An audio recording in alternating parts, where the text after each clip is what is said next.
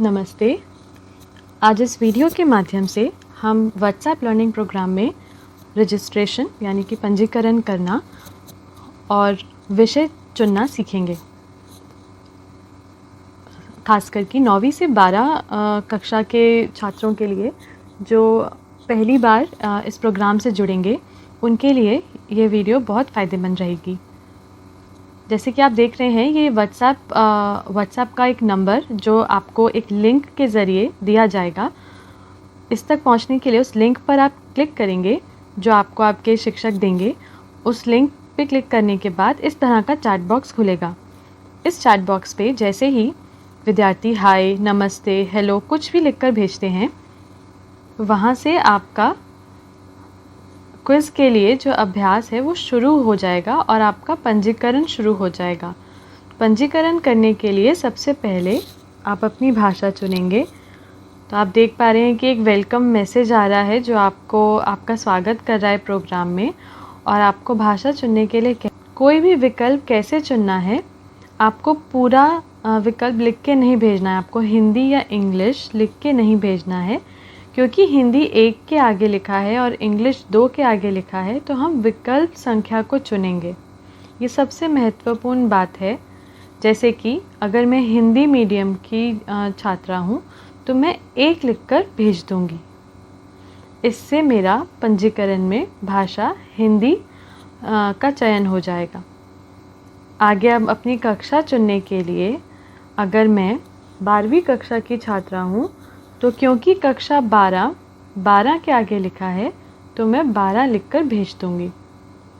ऐसा करते ही अब वो मुझे अपनी स्ट्रीम चुनने कह रहा है। तो अगर मैं विज्ञान स्ट्रीम की छात्रा हूँ तो क्योंकि साइंस 3 के आगे लिखा है, तो मैं 3 लिखकर भेजूँगी। अब मुझे अपना पूरा नाम लिखना होगा, जो कि आप हिंदी या अंग्रेज़ी किसी भी भाषा में लिख सकते हैं। तो जैसे ही मैं अपना नाम लिखकर भेजती हूँ, अब वो मुझसे मेरा यूडाइस कोड पूछ रहा है। आपको यहाँ पर अपना सही यूडाइस कोड लिखना होगा। मान लीजिए आप अपना यूडाइस कोड गलत भर देते हैं। ऐसे में आपको मैसेज आएगा कि ये स्कूल कोड गलत है, अमान्य है, और आपको सही यूडाइस कोड का पता करके ही भरना होगा। अगर आपको यूडाइस कोड नहीं पता है तो आप आगे नहीं बढ़ पाएंगे और अपनी क्विज़ नहीं सॉल्व कर पाएंगे या नहीं अभ्यास कर पाएंगे। अब जैसे ही मैं सही यूडाइस कोड पता करके उसको भरती हूँ, तो मेरा पंजीकरण हो जाएगा और इस तरह से मेरा स्कूल, ब्लॉक, जिला लिखा आएगा। इसकी पुष्टि करने के लिए मैं हाँ के लिए 1 लिखकर भेज दूँगी, क्योंकि हाँ 1 विकल्प संख्या के आगे लिखा है, जैसे कि आप यहाँ देख पा रहे हैं। अब आगे, अगर आपके घर में 1 से ज़्यादा विद्यार्थी हैं जो उसी स्कूल में पढ़ाई कर रहे हैं, ऐसे में आप 2 लिखकर भेज देंगे और उस दूसरे या 2 से ज़्यादा विद्यार्थियों को इस प्रोग्राम के साथ जोड़ेंगे। जैसे मैं 2 लिखकर जब भेजती हूँ, तो फिर से मुझे दूसरे विद्यार्थी का पंजीकरण करने को वो कह रहा है। तो अगर दूसरा विद्यार्थी उदाहरण के तौर पर 9वीं कक्षा में है, तो मैं 9 लिखकर भेज दूँगी। अब इस विद्यार्थी का भी पूरा नाम मुझे लिखना होगा।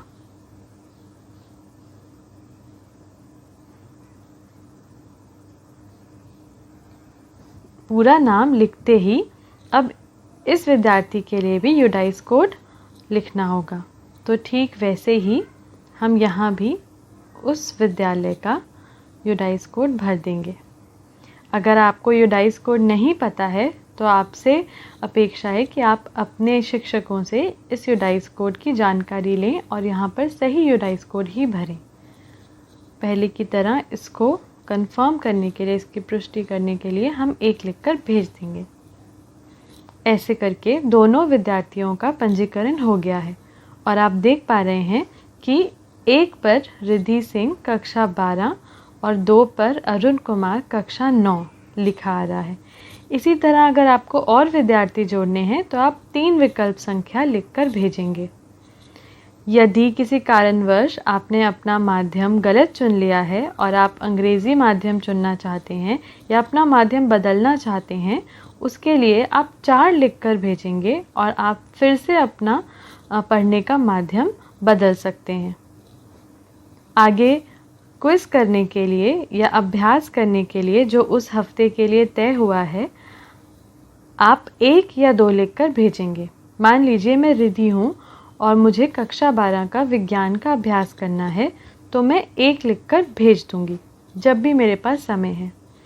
अब आप यहाँ पर देख रहे हैं कि आपको 2 विषय यहाँ पर दिख रहे हैं, 1 पर मैथ्स, 2 पर फिज़िक्स।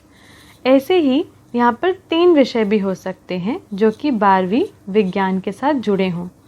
यहाँ पर बहुत ही महत्वपूर्ण बात ये है कि आप 1 वीक में केवल 2 विषय ही पढ़ सकते हैं या 2 विषय के ही प्रश्नोत्तरी कर सकते हैं, क्विज़ सॉल्व कर सकते हैं।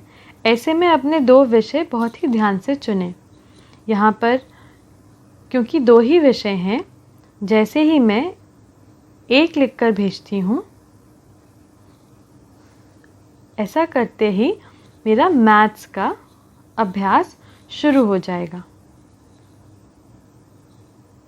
और एक-एक करके अब इन सवालों के मैं जवाब दूंगी और अपनी क्विज़ को सॉल्व करूंगी। जैसा कि मैंने आपको बताया, आपको जवाब देने के लिए पूरा जवाब नहीं लिखकर भेजना है। आपको उस जवाब के आगे जो विकल्प संख्या दी है वो भेजनी है। जैसे कि अगर आपको लगता है कि किसी सवाल का जवाब आर ऑल ज़ीरोज़ है, तो आपको 1 लिखकर भेजना है। अगर आपको लगता है कि कैन बी एनी नंबर है, तो आपको 2 लिखकर भेजना है, जैसे कि मैंने भेजा। अब आप यहाँ पर देख रहे हैं कि मैथ्स का, गणित का पूरा अभ्यास ख़त्म होने पर अंत में आपके पास इस तरह से आंसर की आएगी, जिससे आप अपने सवाल जो है उनका स्वयं आकलन कर सकते हैं, खुद से चेक कर सकते हैं कि आपने कौन सा सवाल सही किया और कौन सा गलत। कुछ इस तरह से ये आंसर की आपको दिखेगी।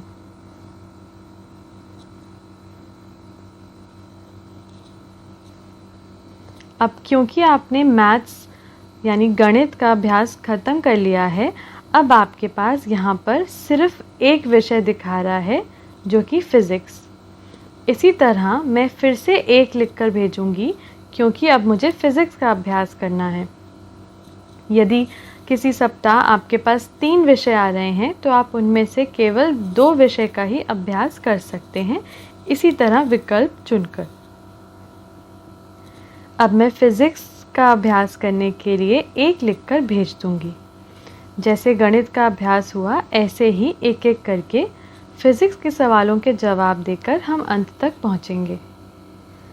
सभी प्रश्नों के उत्तर देने के बाद फिर से आपके पास एक प्रश्नोत्तरी, आपके पास एक आंसर की उत्तर के लिए की आएगी और अंत में इस तरह का मैसेज आपको मिलेगा कि आपका अभ्यास ख़त्म हो गया है और अब अगला अभ्यास शनिवार को होगा। लेकिन जैसे कि हमने 2 विद्यार्थियों का पंजीकरण किया था, यदि आप अब दूसरे विद्यार्थी को अभ्यास करना है, तो आपको पुनः रूप से फिर से हाय या हेलो लिखकर भेजना होगा। जैसे ही आप ऐसा करते हैं, फिर से नए तरीके से आपके पास ये मैसेज आएगा कि आप 2 चुनें अगर अरुण कुमार कक्षा 9 से अभ्यास करना चाहते हैं। 2 लिखते ही अब अरुण के लिए मैथ्स का पहले सप्ताह का अभ्यास शुरू हो जाएगा और इस तरह से अरुण भी अब अभ्यास कर पाएंगे।